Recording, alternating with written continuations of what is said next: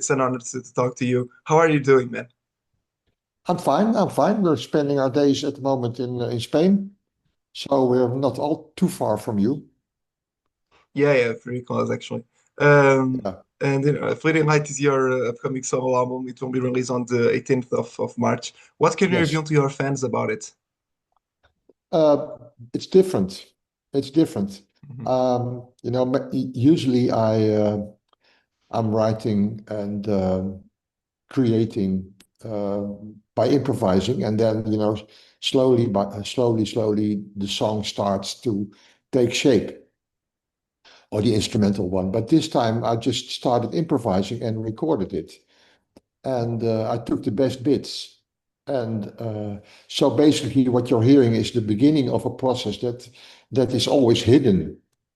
And um, there could be like four or five songs appearing from what I have been doing while I'm improvising. But so it's like, and also it's just piano, which is the way I always Yeah, start writing. So basically, you're having a very candid look into the writing process, and it's improvisation, so it's very intuitive, So yeah, it's like a very basic thing for me, yeah, it's and like I the thought. first step of the process, right?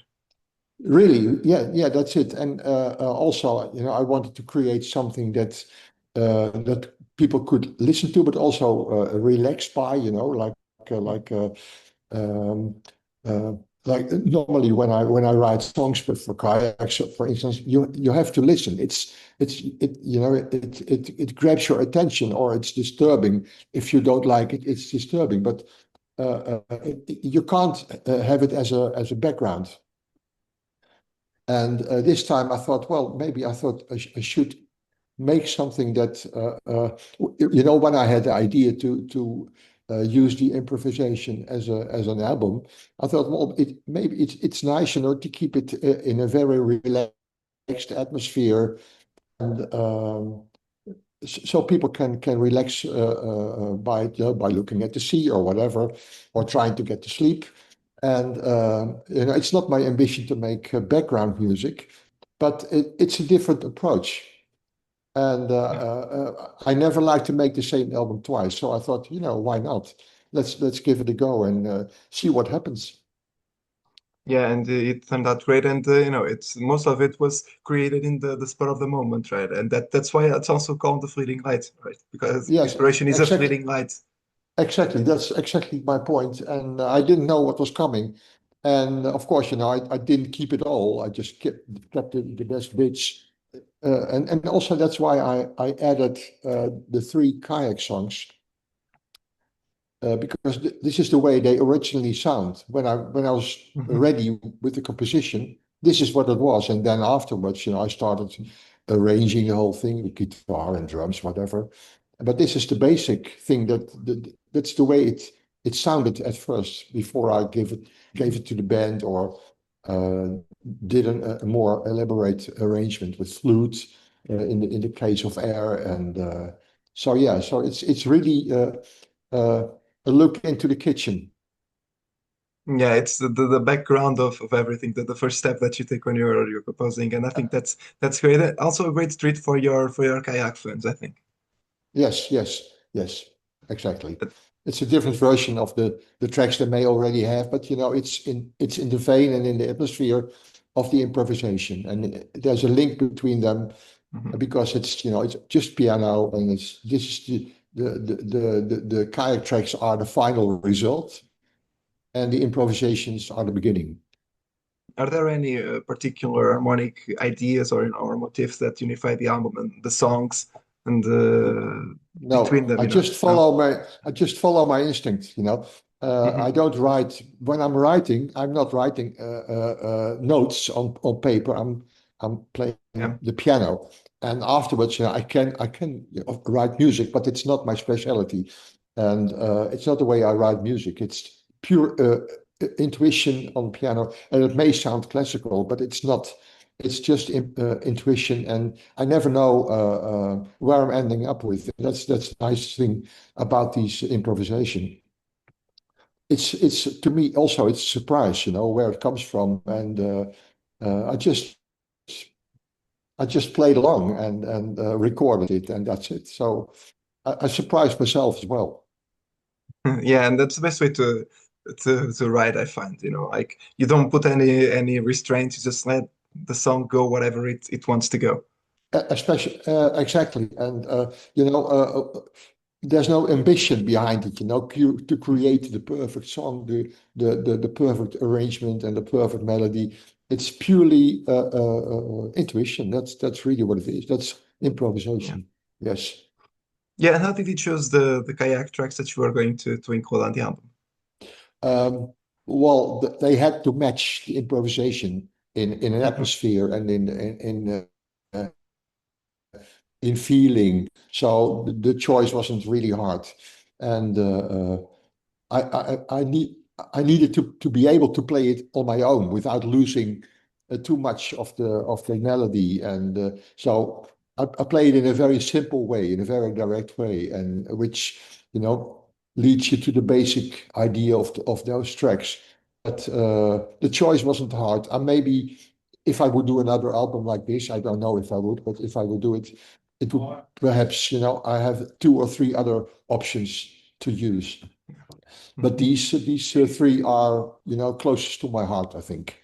Especially Air, the song, the track from my last album, my first solo album in this century, um, A Lion's Dream. That's one I particularly like, and I thought, well, there's a kind of classical feel about it, and so that was the first track that I thought, yeah, that's the one I want to use. And then I thought, well, maybe one or two other Kayak tracks.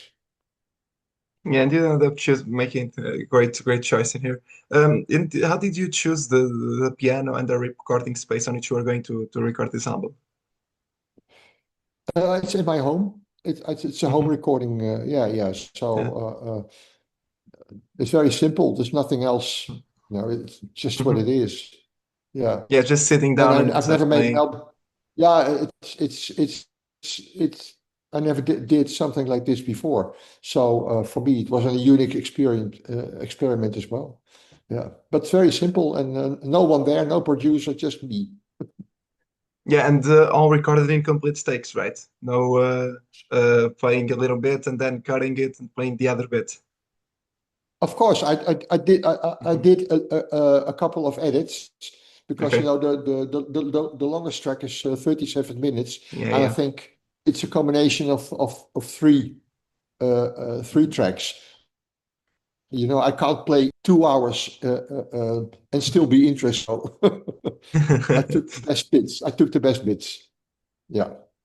Yeah, yeah, makes sense. And you just said that this album um, is basically the initial the phase of the process when you're composing for Kayak. What exactly does this album only as a piano allows you to express that you couldn't express with Kayak and with the full band and everything?